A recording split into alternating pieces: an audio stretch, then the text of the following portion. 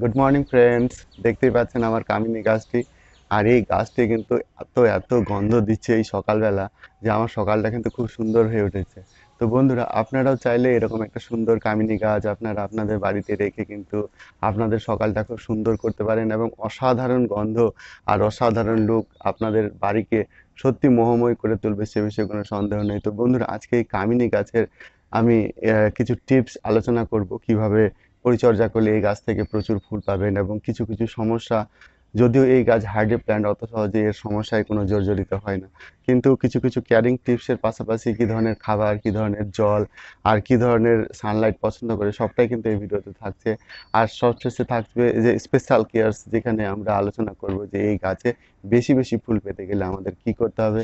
তো চলুন বন্ধুরা, আমরা ভিডিওটা শুরু করি। আর ভিডিওটা শুরু করার আগে আপনাদের কাছে অনুরোধ, প্লিজ বন্ধুরা আমার এই চ্যানেলটা কিন্তু সাবস্ক্রাইব করতে একদম ভুলবেন না। তাহলে চলুন বন্ধুরা, আমরা ভিডিওটা শুরু করি।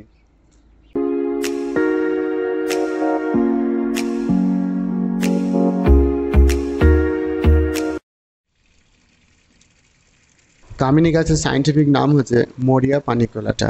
আর এই গাছ এভারগ্রিন গুল্ম জাতীয়। সাধারণত এই গাছ 8 থেকে 12 ফিট পর্যন্ত লম্বা হয়ে থাকে। আর এই গাছের সাদা ফুল খুব সুন্দর গন্ধযুক্ত হয়, রাত্রেবেলা এই ফুল ফোটে। এবং স্প্রিং কাল থেকে এই গাছের ফুল ফোটা শুরু হয়ে যায়, এবং শরৎকাল পর্যন্ত এই গাছ থেকে আমরা ফুল পেয়ে থাকি। আর এই গাছ আমরা যদি বাড়িতে রাখি, অল্প পরিচর্যায় এই গাছ থেকে আমরা প্রচুর ফুল পেতে পারি। এই গাছটিকে কিন্তু আমরা ফুল সানলাইটে অবশ্যই রাখবো, তবে সেমি শেডেও এই গাছটি ভালো থাকে। আর এই গাছে মোটামুটি টেম্পারেচার 18 থেকে 25 ডিগ্রি টেম্পারেচার এর জন্য খুব আদর্শ। এর কম বেশি হলে এর জন্য আলাদা করে কেয়ার নিতে হয়। আর বৃষ্টির জল এই গাছ খুব ভীষণ পছন্দ করে। বৃষ্টির জল পেলে এই গাছ থেকে কিন্তু আমরা প্রচুর ফুল পেয়ে থাকি। আর এই গাছের সয়েল পিএইচ মান হচ্ছে 6.6 থেকে 7.5, অর্থাৎ হচ্ছে অনেকটা স্লাইড অ্যাসিডিক। এই গাছ থেকে ঠিকঠাক ফুল পেতে গেলে এবং গাছের সাইজ ঠিক রাখতে গেলে আমাদের যেটা করতে হবে, এটাকে কিন্তু টাইম টু টাইম প্রুন করতে হবে। এবং যখন আমরা প্রুন করবো তখন প্রুনারটাকে অবশ্যই আমরা শোধন করে নেব হাইড্রোজেন পারঅক্সাইড দিয়ে। আর এর যেগুলো টিপসগুলো, যেগুলো বড় হয়ে গেছে কাণ্ডগুলো, সেগুলো আমরা কিন্তু কেটে দেবো। আর এটা সাধারণত স্প্রিংয়ের সময় আমরা এর হার্ড প্রুনিং করব, এবং সারা বছর এর যে ফুল হয় সেই ফুল থেকে ফুলের ডগাগুলো কিন্তু ফুল হয়ে যাওয়ার পর আমরা কেটে দেবো।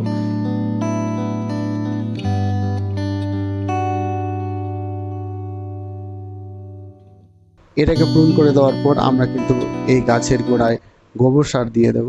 আপনারা ভার্মি কম্পোস্ট বা যে কোনো কম্পোস্ট, কিচেন কম্পোস্ট আপনারা দিতে পারেন। এই গোবর সারের মধ্যে প্রচুর নাইট্রোজেন থাকে। তারপর আমরা এপসাম সল্ট দিয়ে এই গাছটিকে একটু স্প্রে করে দেব, যাতে এর সালোক সংশ্লেষ প্রক্রিয়াটা খুব ভালো হয় এবং গাছ যেন খুব তাড়াতাড়ি বেড়ে ওঠে।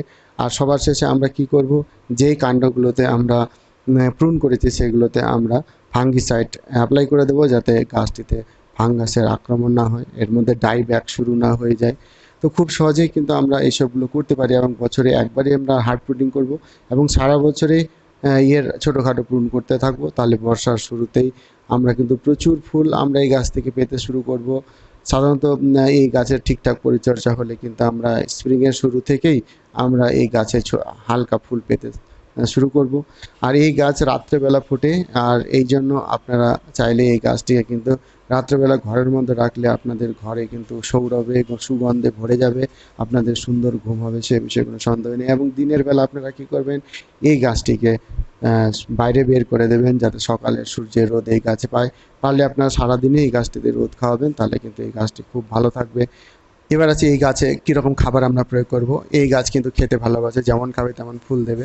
সেই জন্য আমাদের প্রতি মাসে এই গাছকে কিন্তু আমরা খোল পচা জল অবশ্যই ব্যবহার করব। আর 15 দিন অন্তর এই গাছে কিন্তু পটাশিয়াম জাতীয় খাবার আমরা প্রয়োগ করব, যেমন বিশেষ করে কলার খোসা, আলুর খোসা, পেঁয়াজের খোসা, এইসবের জল কিন্তু আমরা এই লিকুইড ফার্টিলাইজার করে এই গাছে ব্যবহার করলে কিন্তু আমরা প্রচুর ভালো ফুল পাবো এই গাছ থেকে। আর এই গাছটাকে কিন্তু সানলাইটে যেরকম রাখবো, তাতে এই গাছ থেকে কিন্তু প্রচুর ফুল আমরা পাবো। গাছ সুন্দর থাকবে এবং গাছের গ্রোথও ভালো হবে, এবং বিভিন্ন রকম রোগের আক্রমণও এই গাছ প্রতিহত করবে যদি ফুল সানলাইট এই গাছটি কনজিউম করতে পারে। তো বন্ধুরা, এই ছিল আজকের কামিনী গাছ সম্বন্ধে আপডেট। খুব সহজেই আপনারা এই গাছটিকে আপনাদের বাড়িতে পরিচর্যা করতে পারেন। আর সবার শেষে বলে রাখি, এই গাছ কিন্তু এশিয়া মহাদেশে তথা ভারতবর্ষে আমরা প্রচুর দিয়ে থাকি। অস্ট্রেলিয়া মহাদেশেও এই গাছকে আমরা পেয়ে থাকি। তো বন্ধুরা, আশা করি ভিডিওটা আপনাদের ভালো লেগেছে, আর ভালো লাগলে অবশ্যই লাইক করবেন এবং চ্যানেলটা সাবস্ক্রাইব করে না থাকলে অবশ্যই চ্যানেলটা সাবস্ক্রাইব করে দিন। ভালো থাকবেন।